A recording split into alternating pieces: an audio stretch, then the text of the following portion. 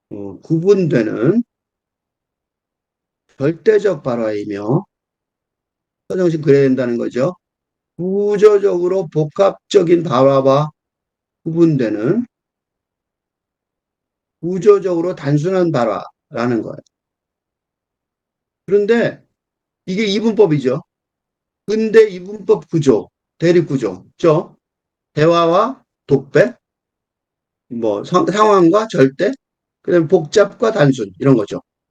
근데 이게 더는 작동되지 않는 시대예요. 이분법이 작동이 잘 안 되죠. 적과 악은 그죠? 선과 악 그죠? 그러니까 이 서정적 발화의 세 가지 특징 전부가 문제가 되고 있어요, 지금. 그걸 대표적인 사람이 T.S. 엘리ot이에요. T.S. 엘리ot은 이런 근대 창작의 지침, 이걸 비판해요. 그게 뭐냐면, 워드워드가 말한 Recollected Emotion in Tranquility예요. 고요 속에서 회상된 감정이죠. 근데 예를 들어서 뭐라고 말하냐면, 결과적으로 우리는 이 워즈워드의 공식, 이게 정확하지 않은 공식이라는 거죠. 정확하지 않아.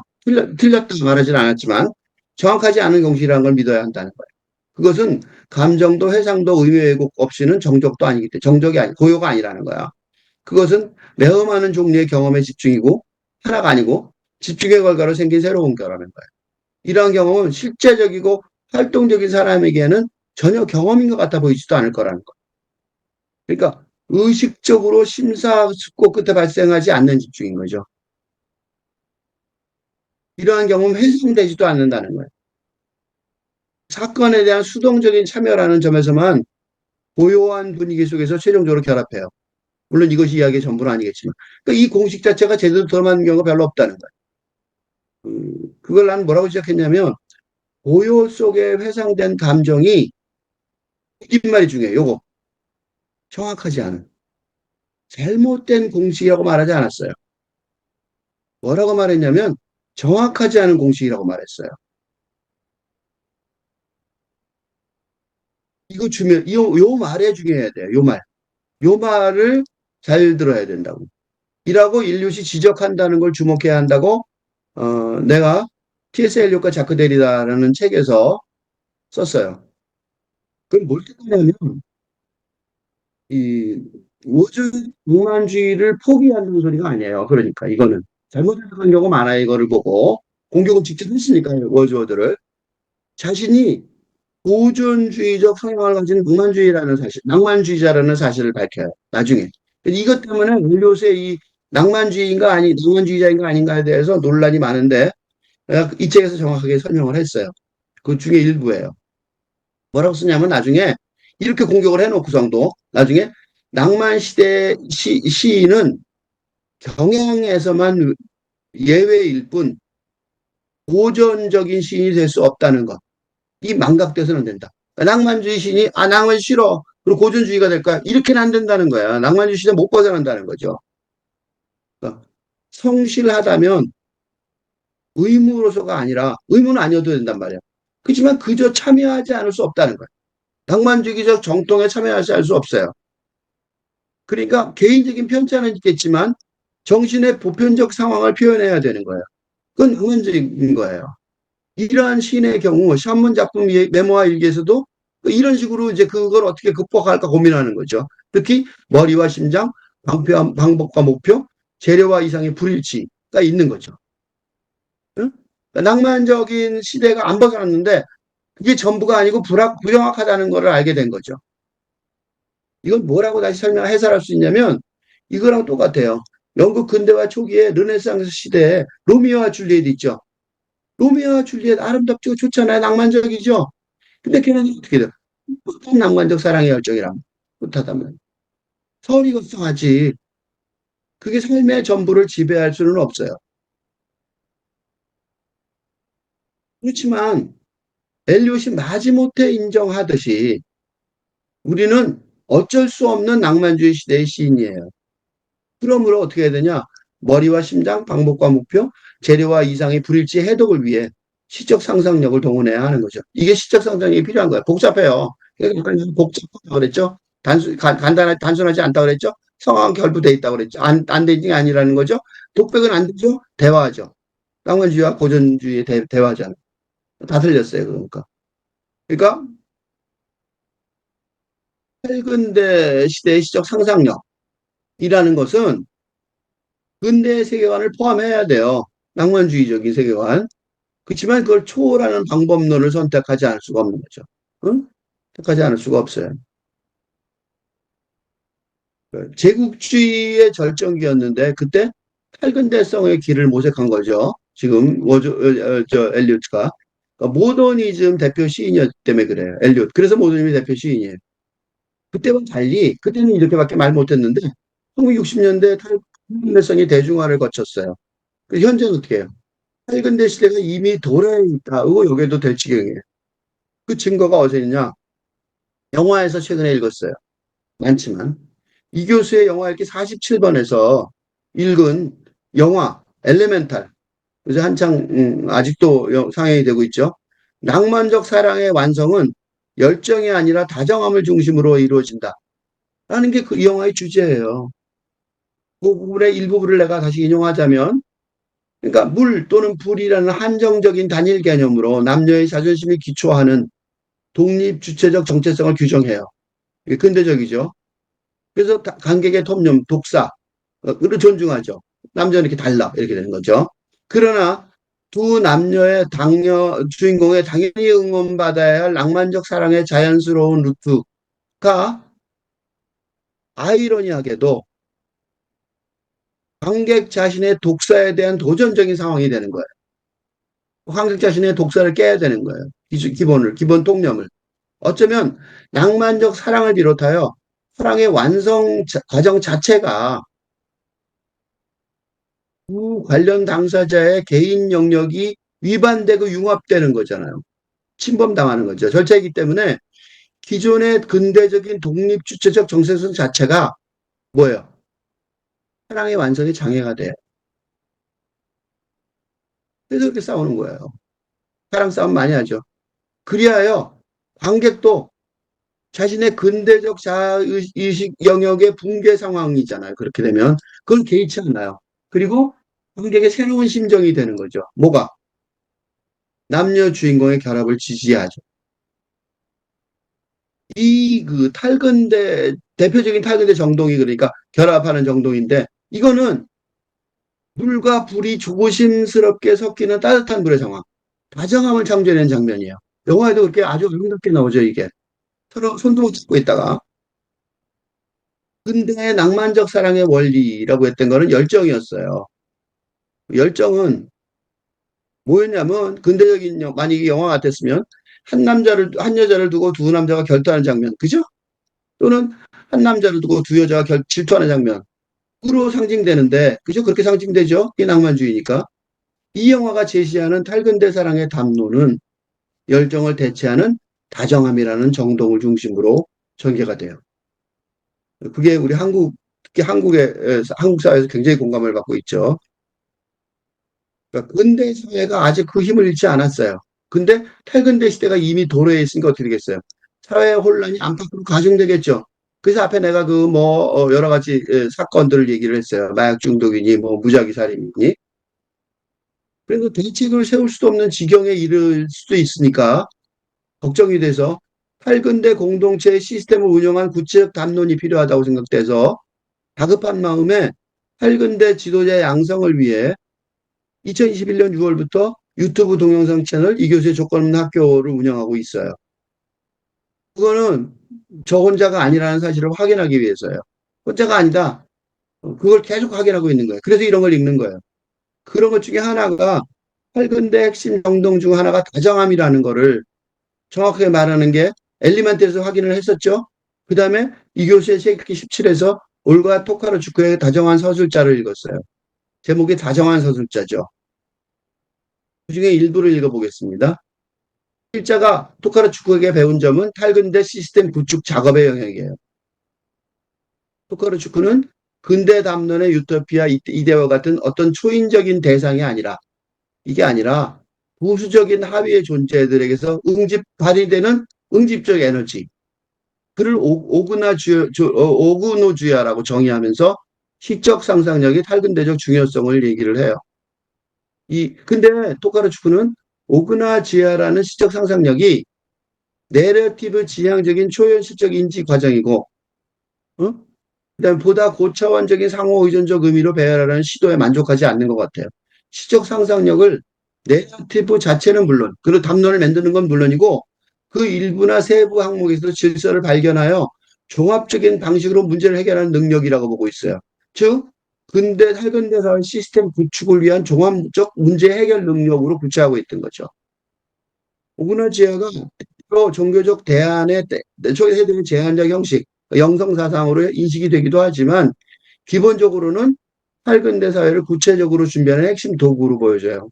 이런 점에서 엑스센트룸, 탈중심주의 운동을 하고 있는데 재단이, 토카르추크 재단이 어, 그거 하고 있는데 그 힘을 느낄 수가 있었어요. 아, 이 사람들은 탈근대 사회를 만들고 있구나. 누구의 적극적인 호응도 받지 못할 것이라고 예상하고 이 교수의 조건 없는 학교 유튜브 채널로 탈근대 사회 시스템 구축 작업을 하고 있는 필자에게 포카르 축구 재단의 프로젝트죠, 이거. 이거는 마냥 부러웠어요. 근대 사회가 이미 무너져 버렸고, 탈근대 사회는 아직 안 와, 이미 와 있지만, 이 새로운 담론의, 이런 새로운 시대 담론의 기초도 아직 마련되지 않은 상황이에요. 너무 늦었지만, 시적 상상력의 힘으로 근대적 사랑 열정을 포함하여 가정함의 탈근대 정동으로 감싸 안아 초월하는 길을 차지할 의무가 시인을 비롯한 상상력의 인간들에게 요구되고 있어.